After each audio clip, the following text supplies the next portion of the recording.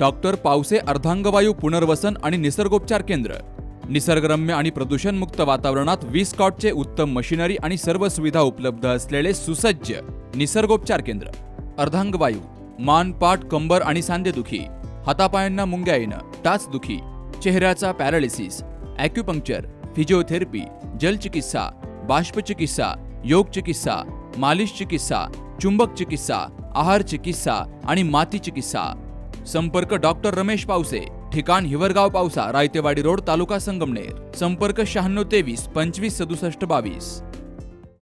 राज्यामध्ये शालेय शिक्षण विभाग, त्याचबरोबर उच्च तंत्र शिक्षण विभाग, आदिवासी विभागामधील शिक्षण संस्था, शाळा, त्याचबरोबर ओबीसी, व्हीजीएनटी, सामाजिक न्याय, विविध शासनाच्या विभागांमधील ज्या शिक्षणाच्या व्यवस्था आहेत, या सगळ्या शिक्षणाच्या व्यवस्थांमध्ये कुठेतरी एक प्रकारचा प्रश्न हा गेल्या काही वर्षांपासून निर्माण झालेला आहे।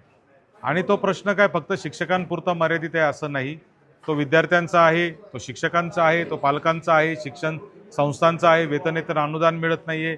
हे सगळ्या प्रश्नांची चर्चा करण्यासाठी उत्तर महाराष्ट्र विभागाच्या, नाशिक विभागाच्या सर्व संघटनांच्या पदाधिकाऱ्यांची आज बैठक नाशिक इथे पार पडली। 21 तारखेला शिक्षण आयुक्तांकडे पुण्याला या संदर्भात बैठक होणार आहे आणि गरज पडली तर 25 तारखेपासून मी स्वतः शिक्षण आयुक्तांच्या कार्यालयाच्या दालनासमोर मी त्या ठिकाणी धरणे आंदोलन करणार आहे असं मी त्यांना सांगितलं आहे। ही परिस्थिती का निर्माण झाली, ही वेळ का आली, तर ज्या पद्धतीने वारंवार आम्ही ते प्रश्न मांडून सुद्धा त्याच पद्धतीचा अंधाधुंदी कारभार हा नाशिक विभागामध्ये सुरू आहे। आणि आपण जर पाहिलं असेल तर नाशिक विभाग हा शिक्षणाच्या बाबतीमध्ये SIT आहे, लाखो रुपये, करोडो रुपये या शिक्षण अधिकाऱ्यांकडे सापडतात, त्यांच्या घरी रेड पडतात, 1-1, 2-2 कोटी रुपयाचे रोख रक्कमा सापडतात। एवढा मोठा भ्रष्टाचार हा जो आहे तो शिक्षण विभागामध्ये चालला आहे आणि तो कमी व्हायला तयारच नाही आहे। म्हणजे आज शालेय शिक्षण विभागाच्या उत्तर महाराष्ट्र विभागातल्या किमान 25-30% लोकांवर अँटी करप्शनच्या कारवाया चालू आहेत आणि किमान एक 10-15 लोक आज पण जेलमध्ये आहेत।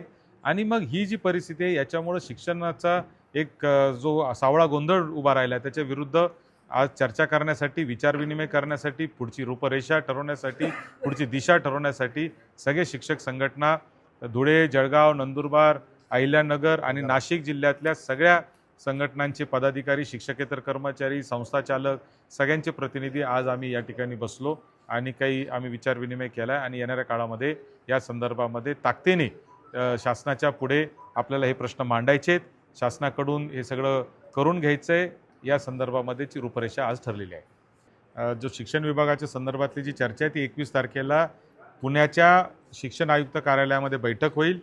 तिथे जर प्रश्न मार्गी लागला नाही तर कोणी येण्याची देखील आवश्यकता नाही, मी एकटा तिथं धरणे आंदोलनाला बसेल, कोणी आलं नाही तरी चालेल, परंतु त्या पद्धतीने ते आंदोलन करणं हे गरजेचं आहे। कारण शैक्षणिक वर्ष जे आहे ते 15 जूनपासून चालू होतं आहे, त्याच्यापूर्वी ह्या सगळ्या प्रश्नांचा निकाल लागणं हे अत्यंत गरजेचं असल्यामुळे मला असं वाटतं की ह्या आंदोलनाला आता पुढे टाळता येणार नाही।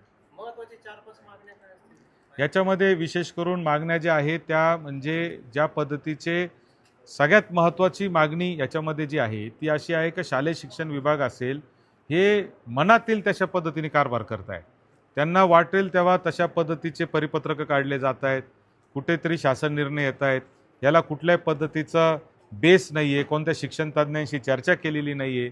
उदाहरणच द्यायचं झालं तर कनिष्ठ महाविद्यालयामध्ये प्रॅक्टिकल जे आहे ते 20 मुलांची एक बॅच पूर्वी असायची, आता त्यांनी 40शी केलेली आहे।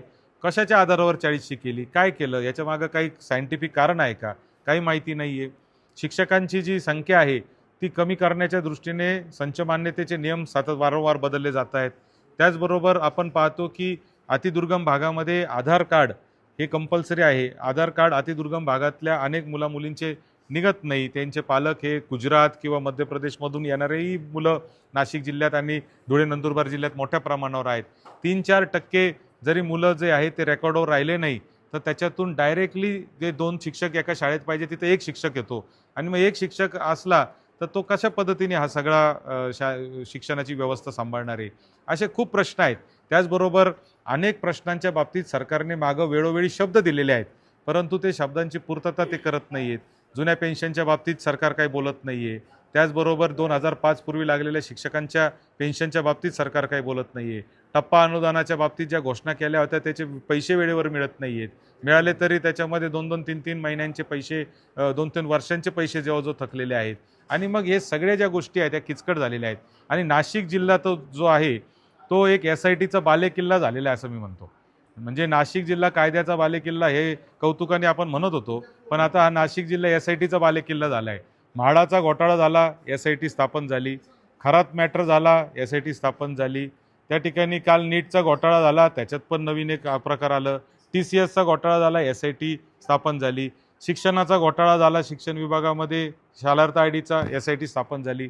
पण या SITच्या नावाखाली गेले 1 वर्ष 1.5 वर्ष झाले सातत्याने शालेय शिक्षण विभाग जो आहे तो ठप्प राहिलेला आहे. अधिकारी जागेवर बसत नाही, कोणताही अधिकारी काम करायला तयार नाही, घाबरल्याचं नाटक करतायत आणि कुठल्याही कागदावर सही करत नाही. त्याच्यामुळं सगळे कामकाज जे आहे ते ठप्प झालेले आहेत. आणि म्हणून SIT जरी स्थापन झालेली असेल तरी त्याला कालमर्यादा पाहिजे. कधीपर्यंत ते पूर्ण करणार तपास, दोषींवर काय कारवाई करणार. दोषी तर बाहेर सुटले पण आहेत, परंतु ज्यांचे सरळ काम आहे ते सुद्धा आज होत नाही आहे. त्याच्यामुळे या सगळ्या संदर्भात हे आंदोलन असणार आहे. सर, तुम्ही नाशिकचे आमदार आहात, नाशिक विभागाचे शिक्षण मंत्री नाशिकचेच आहे ना, त्यांना भेटत नाही, शिक्षण मंत्री महोदयांचा प्रयत्न चालू आहे, परंतु शेवटी कसं आहे की प्रशासन आणि म्हणजे सरकारमध्ये 2 भाग असतात. एक सरकार असतं, एक विभाग असतं. आता आमची लढाई जी आहे ती विभागाबरोबर सुरू आहे. जेव्हा विभागाकडून सगळं सरकारच्या ताब्यात जाईल तेव्हा आमची लढाई सरकारबरोबर पण चालू होईल. आणि आम्ही वेळोवेळी हे विषय आंदोलनात सहभागी आहे किंवा पाठिंबा आहे का त्यांचा? नाही, आता शिक्षण मंत्री हे विभागाचे अंतिमता म्हणजे जो सगळ्यात प्रमुख असतो तो शिक्षण मंत्री असल्यामुळे ते आमच्या आंदोलनात सहभागी होऊ शकत नाही. परंतु मला निश्चित खात्री आहे की त्यांचं समर्थन जे आहे या सगळ्या मागण्यांना निश्चितपणे आहे. सकारात्मक ते याच्यात प्रयत्न करतील. नाशिक, अहिल्यानगर आणि पुणे जिल्ह्याच्या दृष्टीने अत्यंत ज्वलंत असलेला नाशिक पुणे हायस्पीड रेल्वे मार्गाच्या बाबतीमध्ये सातत्याने मी पाठपुरावा करतोय. केंद्रीय रेल्वे मंत्र्यांची भेट झाली, मुख्यमंत्री महोदयांची भेट झाली. अनेक व्यासपीठांवरून आम्ही याविरुद्ध आवाज उठवला, आंदोलनं केले, बैठका केल्या, सगळ्या लोकप्रतिनिधींना एकत्र केलं, सगळे प्रयत्न केले.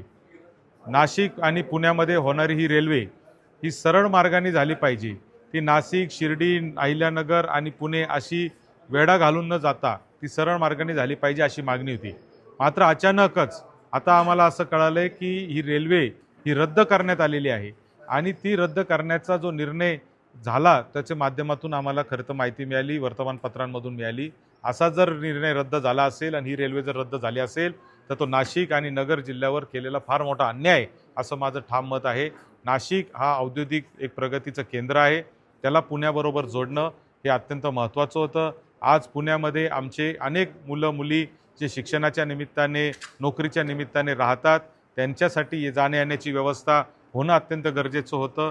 हे सगळे प्रश्न जे आहेत ते आता ह्याच्यामुळं अजून ज्वलंत होणार आहेत. आजच नाशिकपासून पुण्याला जायला 5-5, 6-6 तास लागत आहेत. ट्रॅफिक जाम झाली तर 2-2, 3-3 तास एका जागेवर गाड्या थांबत आहेत. आणि म्हणून या परिस्थितीमध्ये ही रेल्वे होणं अत्यंत गरजेचं होतं. मात्र त्या रेल्वेला जर कोणी त्या ठिकाणी रद्द करण्याचा निर्णय घेतला असेल तर त्याचा आम्ही निषेध करतो. आणि निश्चितपणाने याच्या विरुद्ध आता एक मोठं जनआंदोलन उभं करून ही रेल्वे होण्याच्या दृष्टीने प्रयत्न केला जाणार आहे. आपलं आवडतं संदेश चष्माघर आता घेऊन आलंय खास उन्हाळा ऑफर. 1999 आणि त्यापुढील खरेदीवर मिळवा पोलराइज गॉगल्स अगदी फ्री. ऑफर कालावधी 15 मे ते 15 जून 2026. आपल्या डोळ्यांची काळजी घेणारं एकमेव हक्काचं ठिकाण म्हणजेच संदेश चष्माघर. ठिकाण प्रवरा मेडिकलच्या वर, बस स्टँड, संगमनेर. संपर्क 9150 290 290.